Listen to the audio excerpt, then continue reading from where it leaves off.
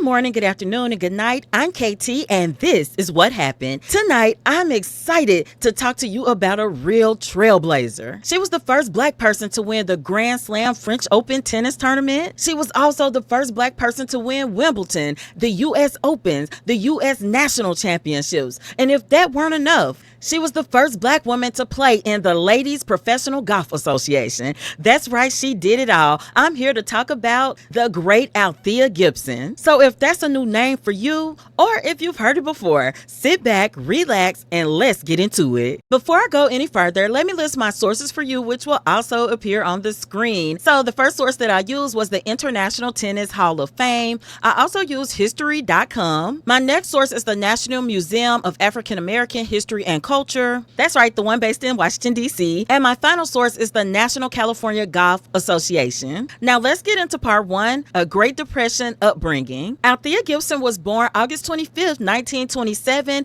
in a town called Silver. That's in South Carolina. Her parents were Daniel and Annabelle Gibson. She had 3 sisters and 1 brother. Her parents were sharecroppers. In case you don't know what sharecroppers are, it's like a deal where you get to live on the land and farm the land, but you're leasing the land. But instead of paying cash to your landlord, you pay a large share of your crops that you grow, at a minimum 50%, but that probably would have been optimistic. As a result, a lot of sharecroppers were poor and stayed poor because they were having to give so much of their crops back to the landlord. Even though it gave them land to live on, they often had to borrow money for necessities like food and even supplies to keep farming. So this would create a cycle of debt. Now, this was during the Great Depression, and in the South, the Great Depression probably would have been felt before it hit other places because a lot of people were already living poor. But in 1930, her family decided, let's not do this anymore, let's move. So that's what they did. They moved to Harlem. That's in Manhattan, New York. And they weren't the only ones. This was during a time period called the Great Migration. So a lot of people were moving from down south to up north for better opportunities. This move was important because the area that her family moved to was designated a police athletic league. This meant that they would barricade blocks off during the daytime so that children would have time to play and be safe in that area. And a lot of this play was organized sports. During this time, little Althea learned how to play table tennis,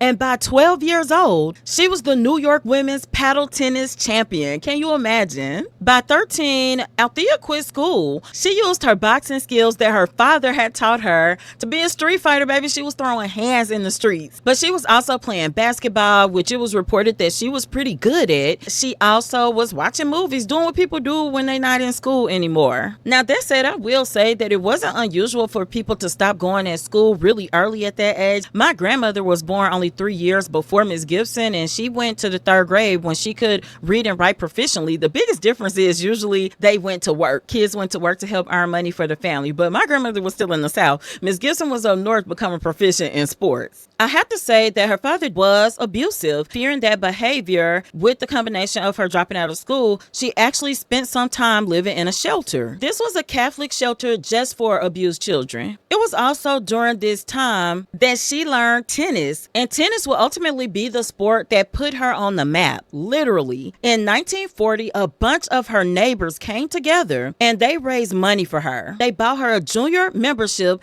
and lessons at the Cosmopolitan Tennis Club in Sugar Hill, Harlem. But at first, Althea didn't like tennis. She thought it was a sport for weak people. She said at first, if she lost the match, she'd want to fight the people. In 1941, she won her first championship. This was through the American Tennis Association New York State Championship. So this was a big deal for her. After that, playing in the girls division, she won again in 1944 and 1945. Althea Gibson had a very dominant style of tennis play. I would call her an offensive player because she had a serve and it was so good that she learned how to control her opponent's position on the court using her serve. In addition to that, she preferred to play really close to the net because using this technique, she could score the points instead of waiting on her opponents to make an error. Her wins in the American Tennis Association got her noticed by 2 people. This was Walter Johnson. He was from Lynchburg, Virginia, and and he was a medical doctor who was also active in the black tennis community. Through him, she met another doctor named Hubert Eaton from Wilmington, North Carolina. The first doctor, Walter Johnson, actually got her access to more advanced instruction because she was kind of above the level of instruction she was able to get now that she could afford. He encouraged her to get back in school, so that is how he introduced her to Dr. Hubert Eaton. He was in North Carolina, so she actually went to North Carolina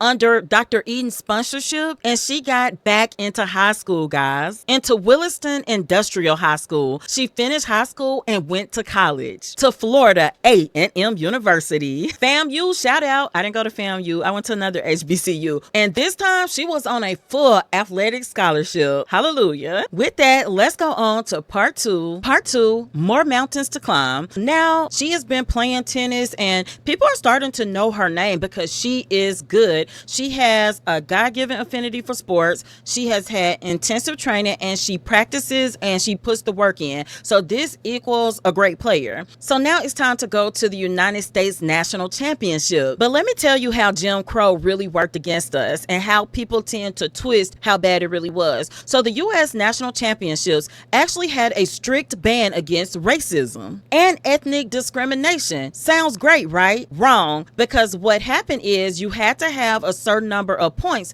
to qualify for the U.S. National Championship. This is how Jim Crow used to get black people. The tournaments that gave qualifying points were often, most of the time, held at whites-only clubs. So if I'm banned from entering this club because of my race, I can't get the points because I'm not allowed to walk in there. How can I then qualify for the tournament that bans racial and ethnic discrimination? However, there are always people that are allies, and being a real ally does not mean disagreeing in private while quietly hoping it passes because it makes you uncomfortable. It means doing what Alice Marble did. At the time that Althea Gibson was coming through, Alice Marble had been a retired champion. This lady was good. I'm gonna put a picture here and show you what kind of hop she had. Like, she could jump, y'all. She wrote a scathing article, and it was in an important tennis magazine called the American Lawn Tennis. Alice Marble didn't just think racism was bad, she said it publicly, and her opinion mattered. Not only did she condemn the racist, discriminatory Jim Crow practices, she demanded that they let Althea Gibson play. So as a result, Miss Gibson became the first black player ever to receive an invitation to the U.S. Nationals. Miss Gibson entered the tournament as a 23-year-old, bright-eyed, talented woman, and she lost in the second round to Louise Brough. But Miss Brough just won. It had been a rain delay. It was a 3-set match, and she squeaked on through with the win. But the win is what counts. But Miss Brough had been a champion, honey. She had won Wimbledon and was still the reigning champion for Wimbledon. She had won previous U.S. national titles. So this loss didn't discourage Miss Gibson. It let her know, I've got something special, because if I can hold my own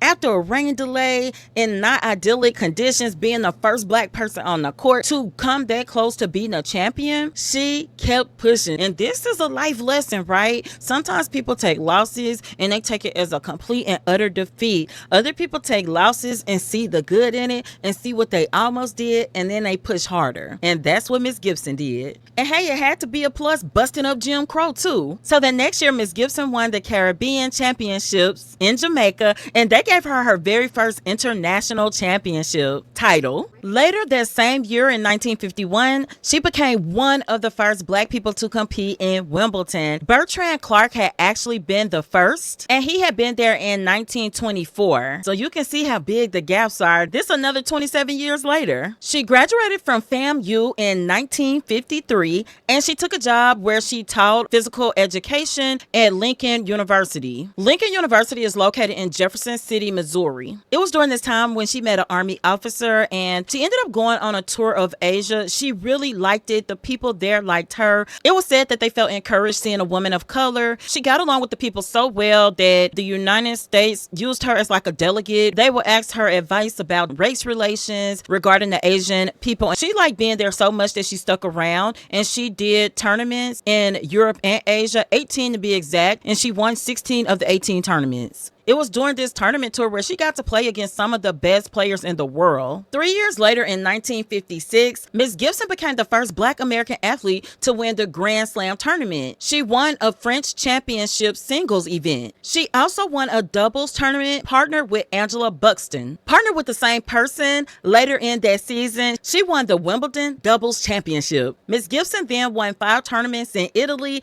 including the Italian championships in Rome. Next, it was time to go on to India and win the Indian championships. These took place in New Delhi, and she also won the Asian championships in Ceylon. What a world traveler, right? The very next year, 1957, Miss Gibson felt like it was her year. She was the first seed at Wimbledon. At that time, that was considered the World Championships of tennis. There, she defeated Darlene Hard for the singles title, and that made her the first Black champion in Wimbledon's then 80-year history. That's powerful. This is Althea Gibson shaking hands with Queen Elizabeth. Think about shaking hands with the Queen while not being able to enter certain restaurants, bathrooms. Now, they had segregation in the UK too, guys, but it wasn't a written law like Jim Crow was, and it wasn't until 1965 when the UK actually passed the Race Relations Act that would end informal racial discrimination, like outwardly,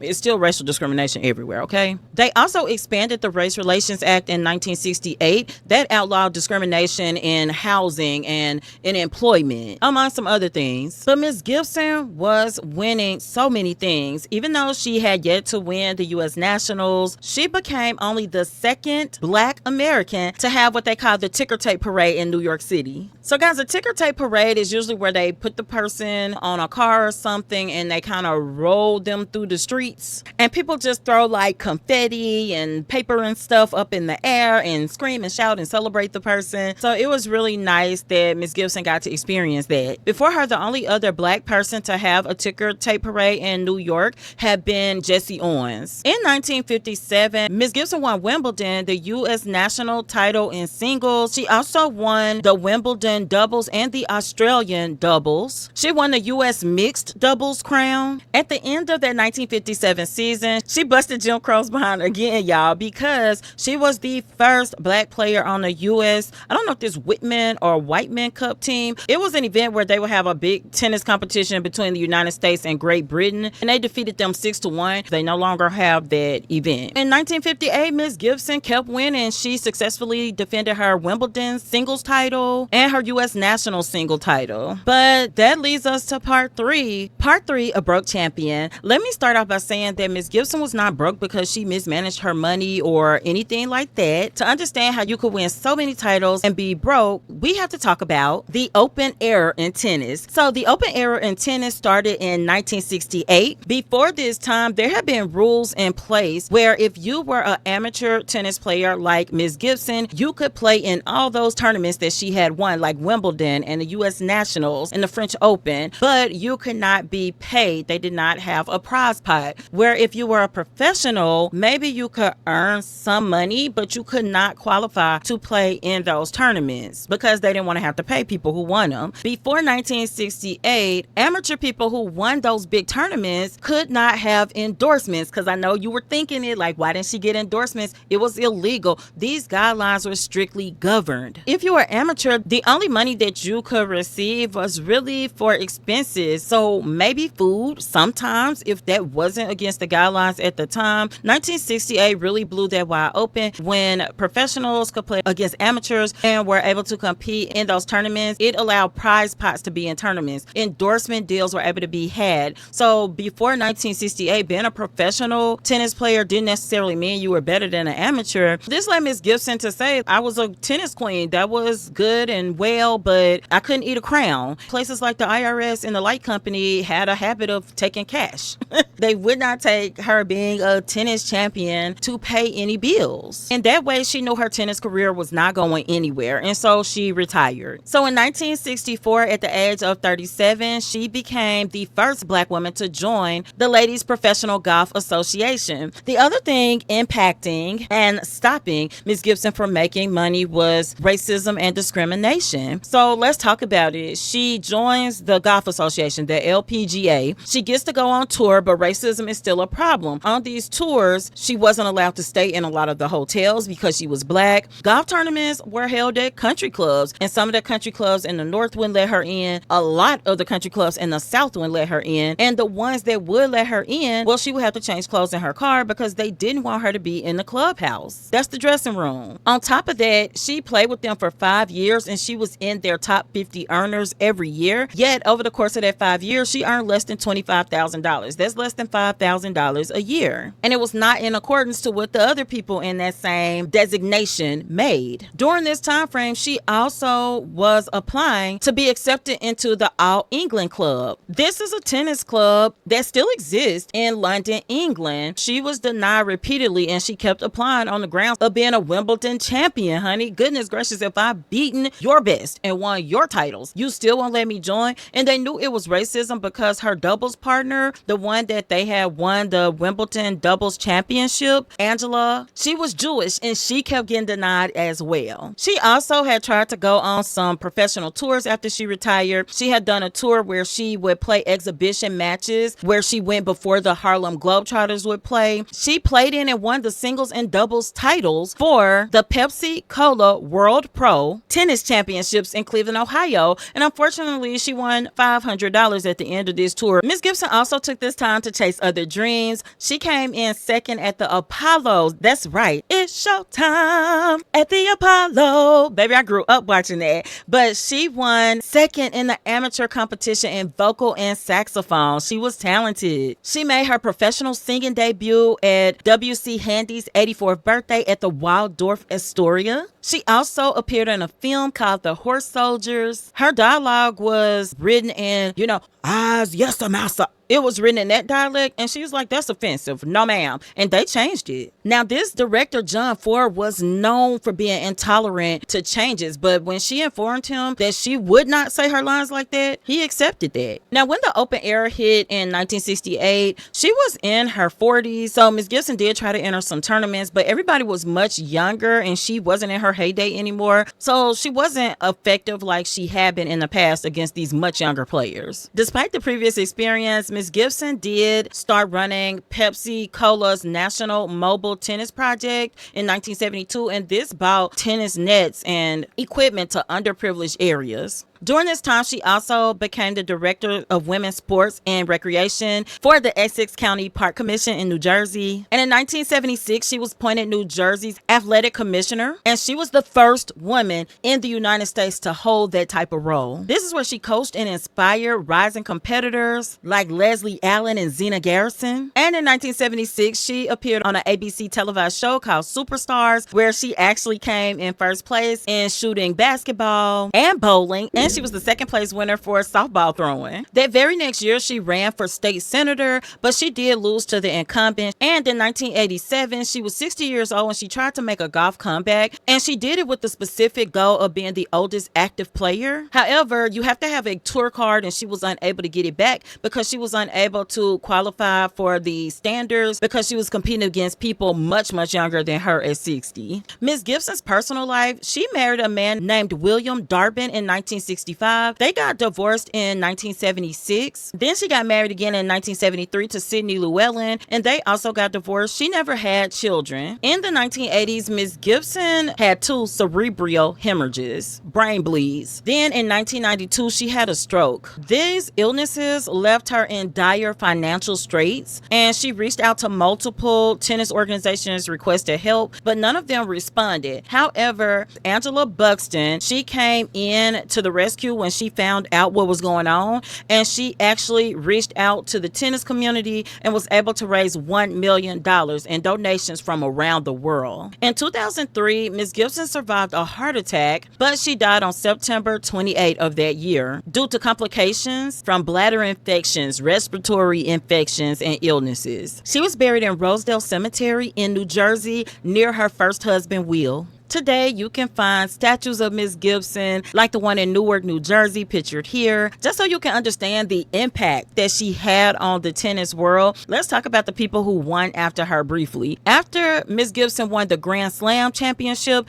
it was 15 years before Yvonne Goolagong came along and won, and she would be the next non-white woman to win that title. Miss Goolagong is still alive, and she is one of the indigenous people of Australia. After Miss Gibson won the U.S. Opens, it was 43 years before a non-white person won again, and that was Serena Williams. She ended up winning 6 U.S. Opens. And get this, she won that first one in 1999. Not long after, she faxed a letter to Miss Gibson with the list of questions. This list was part of a school project when Miss Williams was only 17 years old. It wasn't until Venus Williams came along and won back-to-back titles in Wimbledon in 2000 and 2001 that we saw that action repeated from the time Althea Gibson had won in 1957 and 1958. It was 10 years after Miss Gibson won at the U.S. Nationals that Arthur Ashe became the first black man to win a Grand Slam singles title. In 1980, Miss Gibson was one of the first 6 inductees into the International Women's Sports Hall of Fame. She also got inducted into the National Lawn Tennis Hall of Fame, the International Tennis Hall of Fame,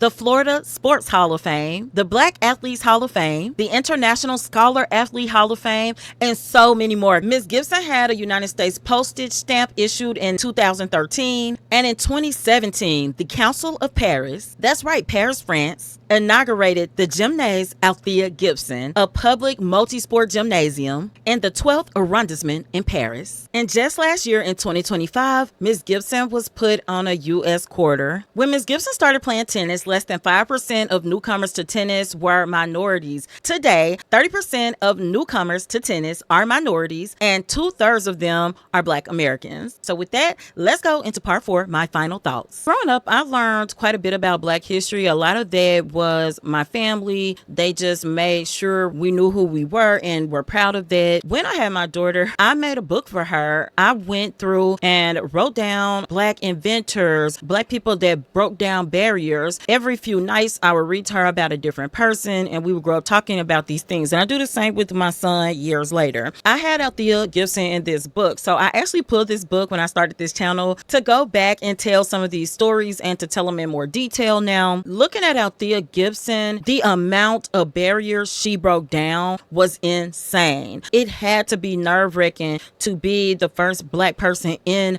a lot of these places that she was in. Not the first Black woman, the first Black person. Living in an era of Jim Crow where people didn't just discriminate, they made it the law to discriminate. But it leads me to a few things. Number one, Miss Gibson, when she finally got into Wimbledon, it was because she had made friends and allies, and these were lifelong people. And I talked about this before. It is not enough to be against racism and discrimination and the maltreatment of people. You have to speak up. And that's what was done for her. And when she got in there, she did not win the championship. As a Black woman and a Black person, there are so many times that Black people go into spaces and we think we have to be perfect and act perfect and write perfect and win perfect because we don't want to make the whole race look bad, because there is a thing where some people will judge all of us based on one action. It's an unreasonable amount of pressure because there is not a race or ethnic group, social group, class where somebody doesn't do something wrong or bad or fail at something. One thing that it reinforces in me is to just be yourself. If you're winning, you're winning. If you don't, you don't. You take lessons from it and you move on. That said, Miss Gibson did not hesitate to be that first person. She did more than her share to try to break down barriers. And once she broke them down, she even said, I didn't break anything down, because she still encountered more racism, more discrimination. She even said, if I did break it down, somebody rebuilt it right behind me. But that teaches me lesson number 2, do not be discouraged, because change does not happen overnight. Change doesn't always come in the increments and degrees that you need it to come, but you should still try to break down barriers. Even if somebody rebuilds them behind you, it will give somebody else the strength to try again. Lesson number 3, Miss Gibson was talented. And if you have the talent for something and you're willing to learn more about it and spend time honing your craft, there's nothing that you can't do as a person.